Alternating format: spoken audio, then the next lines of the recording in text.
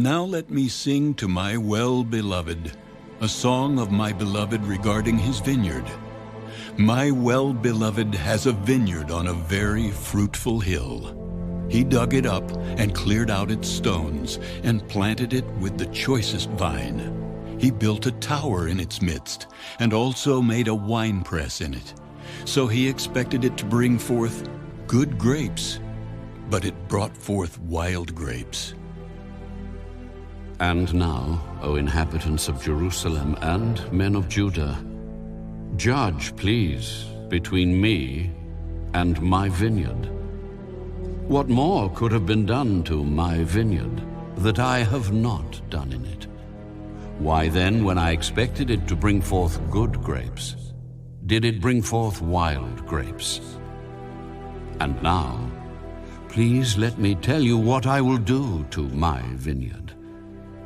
I will take away its hedge, and it shall be burned, and break down its wall, and it shall be trampled down. I will lay it waste.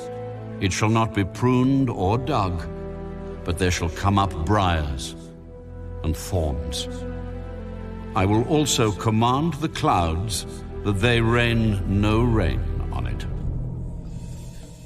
For the vineyard of the Lord of hosts is the house of Israel, and the men of Judah are his pleasant plant.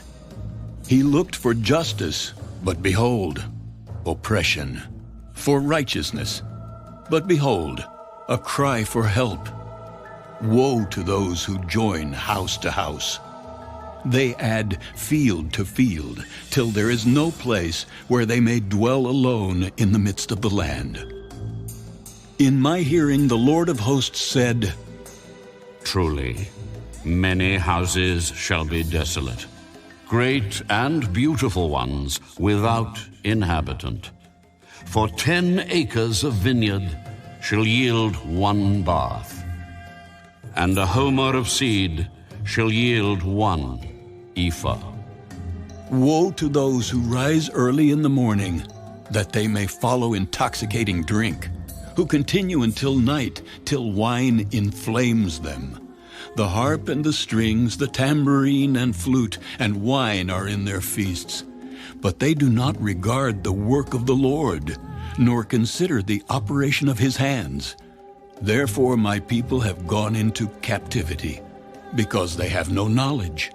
Their honorable men are famished, and their multitude dried up with thirst. Therefore Sheol has enlarged itself and opened its mouth beyond measure. Their glory and their multitude and their pomp, and he who is jubilant shall descend into it. People shall be brought down, each man shall be humbled, and the eyes of the lofty shall be humbled. But the Lord of hosts shall be exalted in judgment, and God, who is holy, shall be hallowed in righteousness. Then the lambs shall feed in their pasture, and in the waste places of the fat ones strangers shall eat. Woe to those who draw iniquity with cords of vanity, and sin as if with a cart rope, that say, Let him make speed and hasten his work, that we may see it. And let the counsel of the Holy One of Israel draw near and come, that we may know it. Woe to those who call evil good and good evil, who put darkness for light and light for darkness, who put bitter for sweet and sweet for bitter. Woe to those who are wise in their own eyes and prudent in their own sight. Woe to men mighty at drinking wine. Woe to men valiant for mixing intoxicating drink, who justify the wicked for a bribe, and take away justice from the righteous man. Therefore, as the fire devours the stubble, and the flame consumes the chaff, so their root will be as rottenness, and their blossom will ascend like dust, because they have rejected the law of the Lord of hosts, and despised the word of the Holy One of Israel. Therefore the anger of the Lord is aroused against his people. He has stretched out his hand against them and stricken them, and the hills trembled. Their carcasses were as refuse in the midst of the streets. For all this his anger is not turned away, but his hand is stretched out still. He will lift up a banner to the nations from afar, and will whistle to them from the end of the earth. Surely they shall come with speed, swiftly. No one will be weary or stumble among them. No one will slumber or sleep, nor will the belt on their loins be loosed, nor the strap of their sandals be broken, whose arrows are sharp, and all their bows bent. Their horses' hooves will seem like flint, and their wheels like a whirlwind.